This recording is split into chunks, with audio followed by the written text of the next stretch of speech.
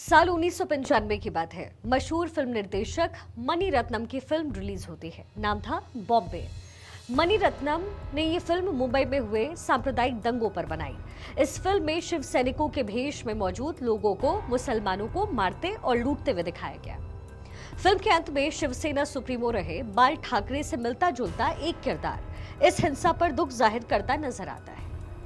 Film release होने के बाद बाल ठाकरे नाराज हो गए। उन्होंने ऐलान कर दिया कि वो इस फिल्म को मुंबई के सिनेमाघर में तो नहीं चलने देंगे।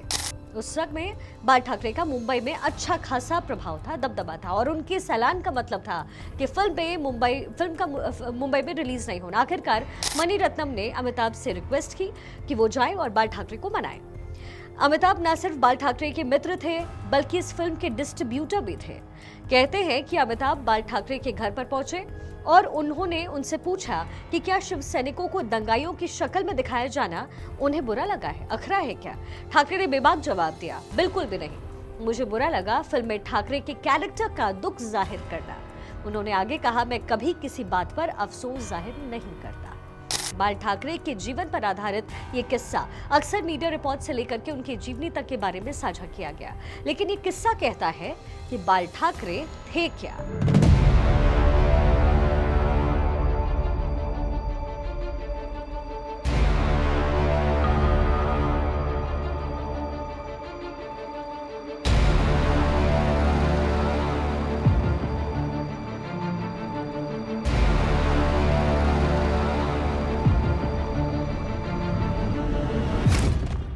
1950 में फ्री प्रेस जर्नल में मशहूर कार्टूनिस्ट आके लक्ष्मण के साथ काम कर चुके बाल ठाकरे की कहानी कार्टूनिस्ट से किंग मेकर बनने की कहानी है। तब ठाकरे के कार्टून द न्यूयॉर्क टाइम्स के संडे एडिशन में छपा करता था, लेकिन वक्त बीते बीते ठाकरे मतलब के मुंबई और मुंबई मतलब ठाकरे हो गए।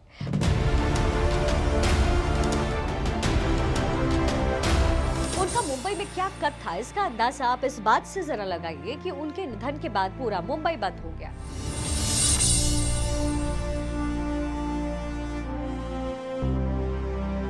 बाल ठाकरे का जन्म 23 जनवरी 1926 को महाराष्ट्र के पुणे में हुआ।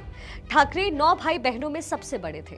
बाद में मीनाताई ठाकरे से शादी के बाद उनके 3 बेटे हुए, बिंदु माधव ठाकरे, जयदेव ठाकरे और उद्धव ठाकरे। बिंदु माधव ठाकरे राजनीतिक रूप से सक्रिय थे, लेकिन एक एक्सीडेंट में उनका निधन हो गया, जिसके बाद बाल ठाकरे ने शिवसेना की कमान उद्धव ठाकरे को सौंप दी, जो आज महाराष्ट्र में कांग्रेस और एनसीपी के सहयोगी दल वाली महाविकास अघाड़ी का हिस्सा है।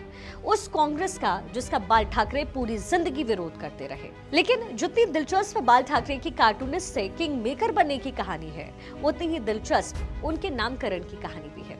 उनकी जीवनी लिखने वाली सुजाता आनंद लिखती हैं, ठाकरे के पिता केशव ठाकरे अंग्रेजी लेखक विलियम ठेकरे के प्रशंसक थे और उन्हीं से प्रभावित होकर के अपना सरनेम ठाकरे रखा, यानी पहले ठेकरे रखा और फिर उसके बाद उसे ठाकरे कर दिया, बाद में बदलकर।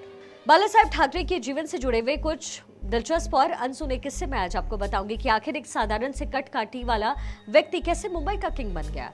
30 साल के होते होते बाल ठाकरे पॉलिटिक्स में एक्टिव हो चुके थे और उनकी पॉलिटिक्स का कोड था मराठी मानुष, यानी मुंबई से गैर मराठी लोगों का विरोध। इसके लिए उन्होंने 1966 में शिवसेना बनाई।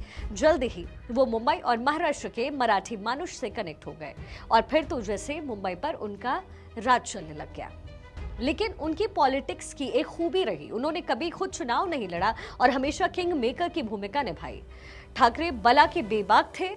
वर्ष 1992 में जब अयोध्या में बाबरी ढांचा गिरा और कोई भी उसकी जिम्मेदारी लेने को तैयार नहीं था, तो बाल ठाकरे ने खुल कर कहा कि ढांचा शिवसेना ने गिराया। दिलचस्प बात यह थी कि उस समय देश के पावर में मौजूद कांग्रेस पार्टी ने भी 2 दशकों तक बाल ठाकरे का पीछे से समर्थन किया।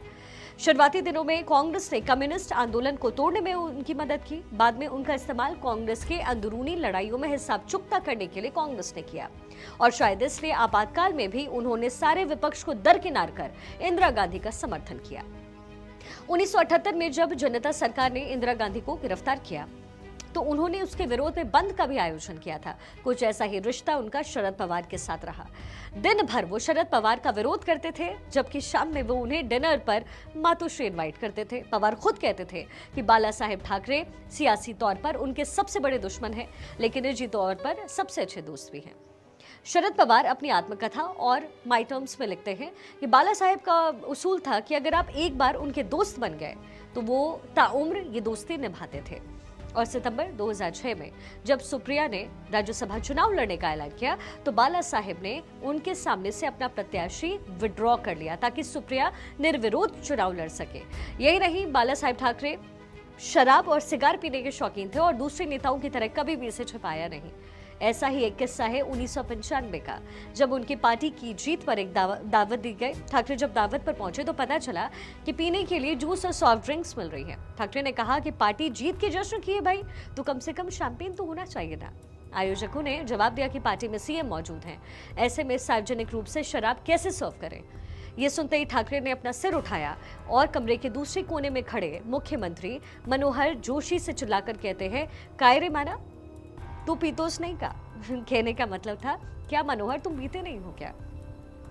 ठाकरे के इस अंदाज के बाद सॉफ्ट ड्रिंक की जगह शैंपेन सर्व की जाने लगी। इसका जिक्र कई मीडिया रिपोर्ट्स में भी हो चुका है। खुद राजीव शुक्ला को देख इंटरव्यू में भी ठाकरे ने अपने शराब और सिगार के शौक को लेकर बेबाक अंदाज में जवाब दिया। कुछ ऐसे ही राजीव शुक्ला भी झेप चुके थे।